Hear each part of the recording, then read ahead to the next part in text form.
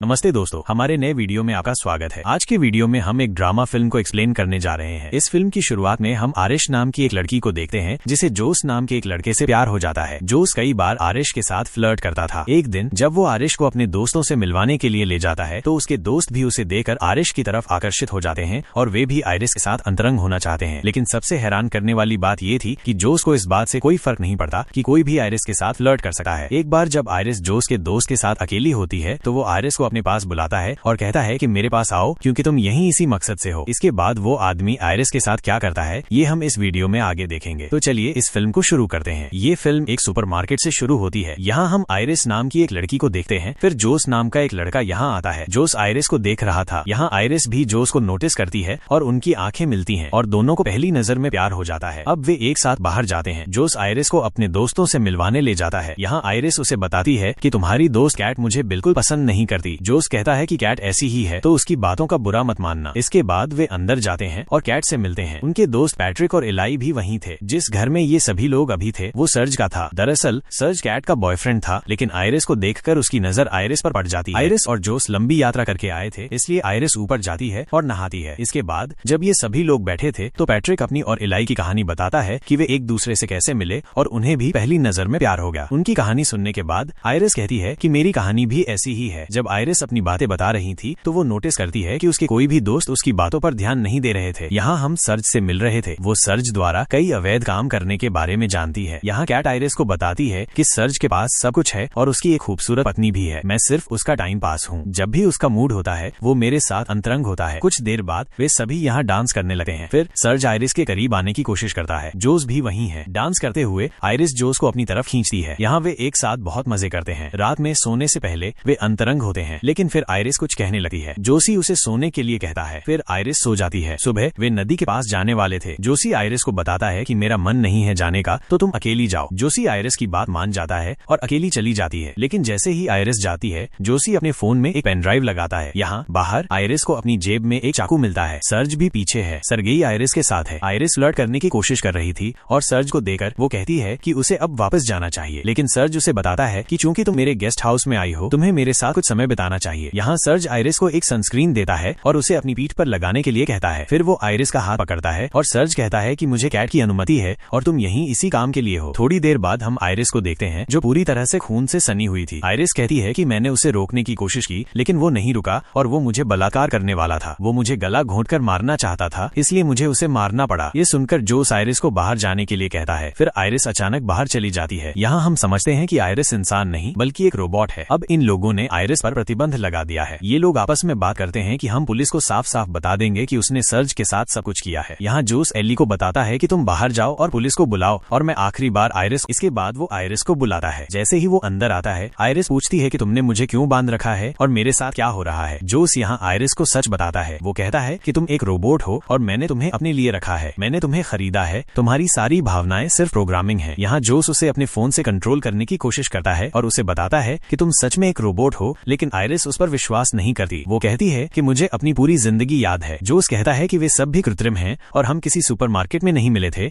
बल्कि तुम्हें मेरे घर डिलीवर किया गया था। अब हम वो समय देखते हैं जब आइरिस को जोस को दिया जा रहा था। कंपनी के लोगों ने जोस को बताया कि ये रोबोट पूरी तरह से सुरक्षित है। ये कभी किसी इंसान या किसी जानवर को चोट नहीं पहुंचा सका है और ये कभी आपसे बुरी बातें नहीं कहेगा। आप इसे अपने तरीके से कस्टमाइज भी कर सकते हैं। आप इसके साथ जो चाहें कर सकते हैं और जब भी आप इसे रीसेट करना चाहें तो आपको इसके कान के पीछे अपने अंगूठे का निशान देना होगा। इसके बाद जोस आइरिस के सामने आता है और उसके अंदर प्यार की भावना विकसित करने लगता है, जिसकी वजह से आइरिस को लगता है कि जोस उसका बॉयफ्रेंड है और अब वो जोस को अपना सब कुछ मानती है और वो उसके साथ कई बार अंतरंग होता है। लेकिन अब जोस ने आइरिस को सब कुछ बता दिया था। वो कहता है कि तुम्हारी सारी भावनाएं प्रोग्रामिंग है। ये सुनकर आइरिस रोने लगती है। आइरिस कहती है कि मैं मानती हूँ कि मैं एक रोबोट हूँ, लेकिन फिर भी मैं तुमसे प्यार करती हूँ और मैं तुम्हारे साथ रहना चाहती हूँ। लेकिन फिर कैट वहाँ आती है। कैट जोस को उसे रोकने के लिए कहती है, लेकिन जोस आइरिस को रोकने के बजाय कैट से बात करने लगता है। कैट कहती है कि ये हमारी योजना नहीं थी, तुमने उसे दोबारा क्यों बुलाया। जोस कहता है कि मैं सिर्फ उसे आखिरी बार अलविदा कहना चाहता था। हम यहाँ ये जानते हैं ये सब जोस और कैट की योजना थी। उन दोनों ने मिलकर आइरिस की सेटिंग से छेड़छाड़ की थी ताकि वो सरगेई को मार सके। लेकिन यहाँ आइरिस पास पड़े चैगो की तरफ बढ़ती है। जब जोस उसे रोकने के लिए उसके पास आता है तो आइरिस उसे जोर से मुक्का मारती है। कैट ये सब देखती रहती है। इसके बाद आइरिस जोस का फोन लेती है और वहाँ से चली जाती है। जोस ये सब इलाई को बताता है और कहता है कि मैंने आइरिस की सेटिंग्स में हेरफेर किया था ताकि वो सरगेई को मार सके